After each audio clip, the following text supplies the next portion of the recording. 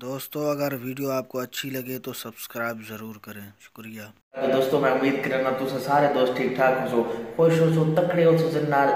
राजी भी हो।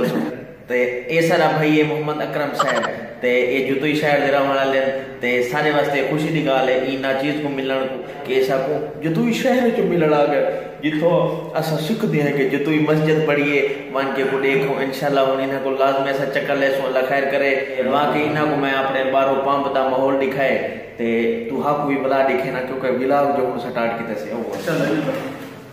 ते बाकी बंदा ना चीज मौसम तुसा आदे पे सो ये चैनल इंदे ते एक क्या करनी था मरना आ गए सानल मोहब्बत करे अगर सब तुसा निवे जान दे ना सारा यूट्यूब चैनल है खान लाला प्रोडक्शन खान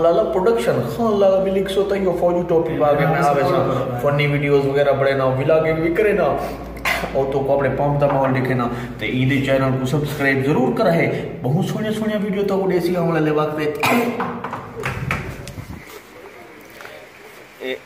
ए दोस्तों साडे पेट्रोल पंप दा माहौल ये तो साडे थे पे हो